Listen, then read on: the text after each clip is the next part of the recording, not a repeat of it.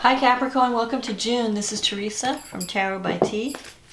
And before I start your reading, I'm going to call in some good energy and create some sacred space around this reading. So this month I'm going to do a different format. Instead of doing a love reading, I'm doing an eclipse reading. So it's going to be more general. What do you need to know as a result of these eclipses this month? Because this is a powerful month. And we'll just see what comes up. It could be love, career, finance. What do you need to know for June? Because we have a new moon, or a full moon in Sag on June 5th. And then we have a new moon in Cancer on June 21st, at the same day as the solstice. And then we have Venus is going direct, Mercury's going retrograde. Venus goes direct on the 25th, Mercury goes retrograde on the 18th, and Neptune goes retrograde on the 23rd. So we've got a lot going on this month. And we'll get into the astrology later. Let's see what the cards say. What does Capricorn need to know about June? What changes? We have a full moon eclipse and a new moon eclipse at the 0-degree Cancer. So there's going to be some new endings and some new beginnings this month. And then we have another eclipse in July, but I'll get to that next month. So it's eclipse season and Mercury retrograde. So let's see what June is going to bring. What does Capricorn need to know about love, career, finances, anything important for the month of June? What changes will the eclipse bring for Capricorn? What does Capricorn need to know for the month of June?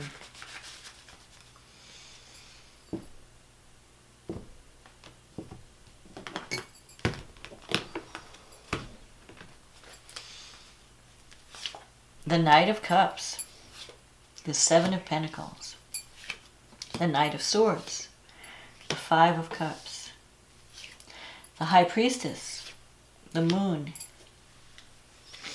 the Eight of Wands, the Three of Swords, the Seven of Wands, the Queen of Cups. Okay, so you start the month off with the Knight of Cups. Someone is offering you something. You could have a romantic proposal coming in. Either you're making one, you're giving one, or you're receiving one. If you're dealing with, you could be dealing with a water sign, Cancer, Pisces, Scorpio, or someone who's just very romantic, very creative, someone who feels like you have this like karmic connection with someone. And you have the Seven of Pentacles here. So this is a card of, you're not sure where something is going. Like you may have planted some seeds. It could even be a creative project, because the cups can mean creativity as well as romance.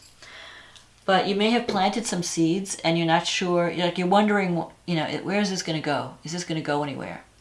Is there a future in what I'm working on or what I'm involved in? The Knight of Swords, this could be an air sign. Libra, Gemini, Aquarius. This energy, this person's very hasty. This sometimes represents a quick departure.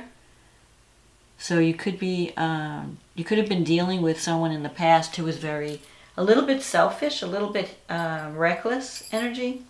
Like they just do things without thinking about how their actions are affecting others. So you have the Three of Swords here. So there could be like some problem in a relationship where you're like cutting things out. You're cutting out what's no longer working. And you have the Five of Cups here. So this could be like there could be some instability in a relationship where you're wondering if it's going to work out or not, and if you should stick with it or not. You could be dealing with someone who has gone through a heartache and is in the process of healing. The Five of Cups is also a card of regret. So you might be thinking of the past and have certain regrets about certain decisions you've made in the past. Wondering if a relationship is even going to work. You have 2 cups here. So if you are having some problems in a relationship, you can solve the relationship problem. You can make things better. Sometimes this represents, someone from the past, an old love coming back, and you're having to decide if you want to get involved again.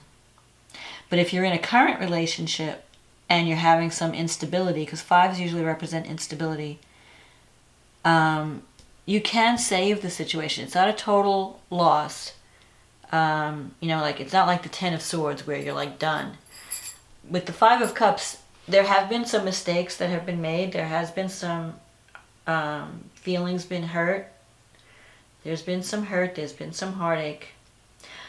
But you can still save the situation if you focus on the positive instead of focusing on the negative. So if you focus on, okay, what is good about this relationship? What is good about this person? They may have some problems. They may have some flaws, but basically, you still care about them, and they have some good qualities too. So if you focus on the good qualities, you can salvage the relationship. But you may be wondering, because you have the High Priestess and the Moon here, there's a lot of confusion. You're not sure where you stand with someone, or you're not sure how someone feels about you. You may feel like there are things going on behind the scenes that you need to know about, because the High Priestess represents things that are hidden. And you're going to have to maybe need to take some time out to meditate and to listen to that inner voice and trust your intuition. But with the Moon here, you might be you're not sure if someone's being honest with you or not. Can I trust this person? I don't know. You're kind of like up in the air. You might be, sometimes the Moon represents letting your imagination run away with itself.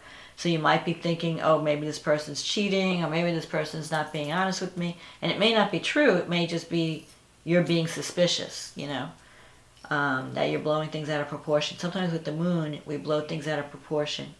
Or we let our imaginations, we either think too much on the positive side or too much on the negative side. So you don't want to idealize someone and, beyond what their capacity is. But at the same time, you don't want to think too negatively about them either. So you might be kind of trying to sort things out this month in a relationship. Like, I don't know if I want to stay. Should I stay and work things out, or should I just cut my losses and move on? You have the Eight of Wands here. So there could be some jealousy. Like maybe you're fighting over, there's some jealousy involved, or you're not sure if the person you're interested in is loyal to you or not, or if there's like another person. You're kind of questioning. But the Eight of Wands usually represents doors opening up and opportunities. In a relationship, it could even mean the arrows of love or feelings developing quickly for someone. So you might, I feel like you could have the potential to reconnect with someone from the past and find that you still have feelings for each other, and the feelings might arise quickly and suddenly.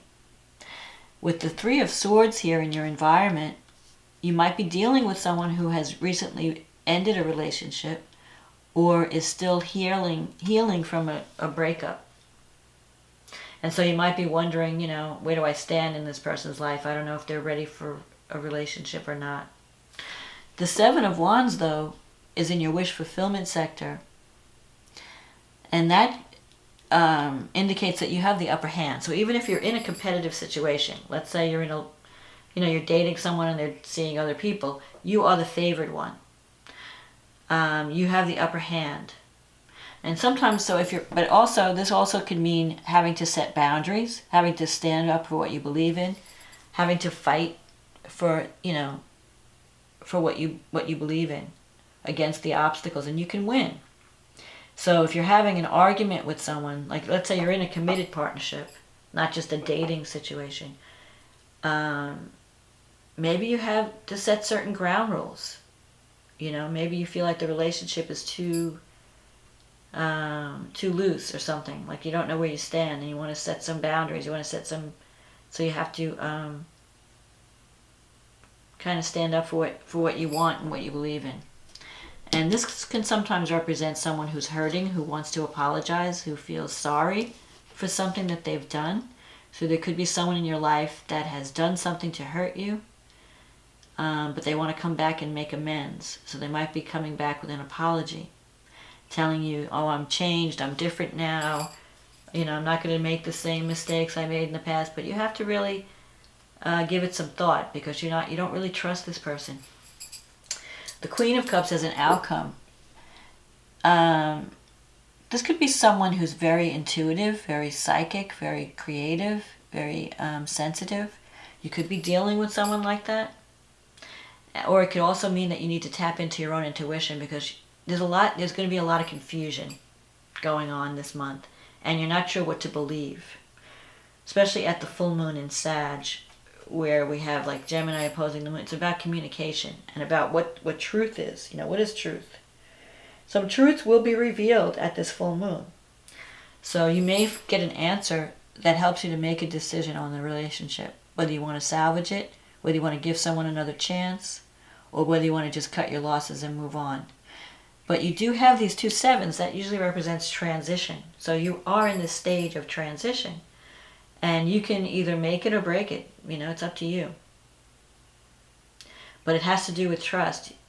You're going to have to forgive someone or trust someone, or at least find out more about what's going on. Because with the moon, a lot of things may look, bigger than what they appear to be. Or there's you're not really sure what you're seeing. You're not really sure what to believe. So you have to dig deeper to find out what the truth is. And that might involve trusting your gut, trusting your intuition. If you have a good feeling about a reconciliation, then go with it. But if you have that gut feeling, like, I don't know if I trust this person, trust that too.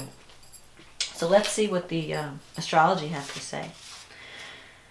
So this full moon is coming, it's affecting your 12th house and your 6th house of work and health. So with the moon in the 12th house, anything that's been hidden is going to come out. So if someone's been hiding something from you or not telling you everything, this full moon is going to bring it to the surface. And you have the sun in the 6th house with Venus. That's a good thing in a sense, because Venus, you're getting along better with colleagues at work. There could even be a romantic attraction through someone that you know through your work. You have Mars in the 3rd house, and that's forming a T-square to this moon. So there could be some problems with communication. You want to be careful how you're communicating, because you might come across as aggressive when Mars is in your 3rd house. You're trying to explain your opinions, and you might be too forceful, and people might say that you're being a bully or you're being too argumentative. So watch your communication style when Mars is in the 3rd house and at this full moon. Because whatever comes out, it may get you angry, where you feel like, blowing up at someone. And the 3rd house usually represents siblings, neighbors, friends, brother, sister, aunt, uncle. So don't blow up at the people close to you. You might lose your cool at the full moon. Mercury is going through your 7th house, and it's sextile Uranus in the 5th. So there could be some new romantic developments that come out of the blue. You might just connect with someone suddenly. You might get a message. And this person could be someone who's a very good communicator, someone who's very creative, very intelligent. Because Mercury sextile Uranus is the sign of the genius, someone who has a lot of innovative ideas, someone who's like a free spirit. So Uranus in your 5th house is going to bring more fun into your life. You're going to feel more sense of freedom. And you have Jupiter and Pluto going through the 1st house. So you're going through some major changes, Capricorn. And when Jupiter and Pluto come together, that represents wealth and power. So you could be stepping into a position of power. But you're having to finish something. Like at this full moon in Sag, you're completing something. You're completing a cycle. So something has to be completed before you can move into this new beginning. And that's going to come at the new moon, at the solar eclipse in on June 21st.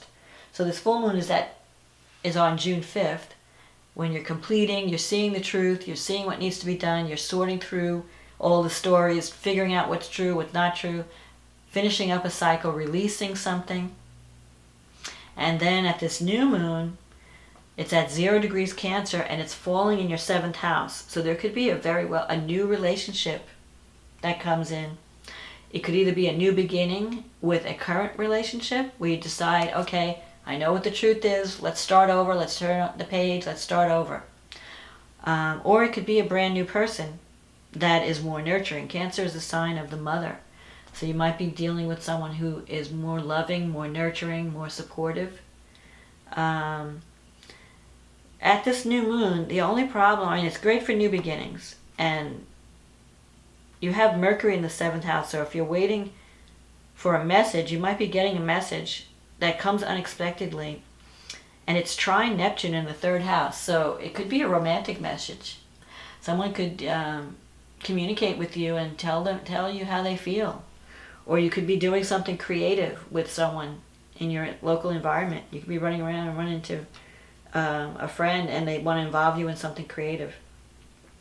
Pluto and Jupiter in your 1st house, so you are stepping into your power. Saturn's in your 2nd, so the only problems you might have around this new moon is around finances. You might have, you may want to get out and do things, but you may not have the money to do them, or you might have to get serious over your financial situation. It's like time. It's time to start have a new beginning.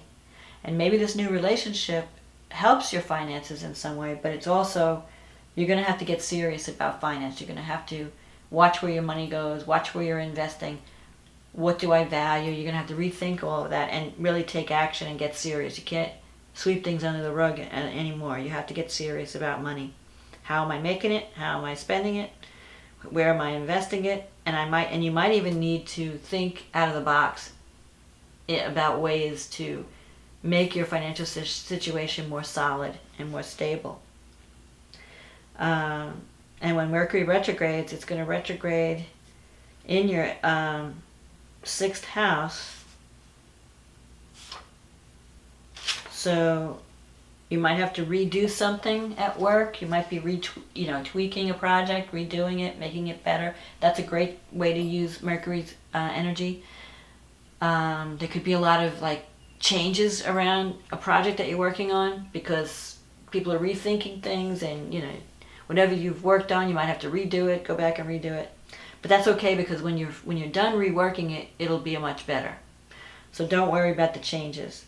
When Neptune retrogrades, it's going to be in your, let's see, where is it going to be? 3rd house.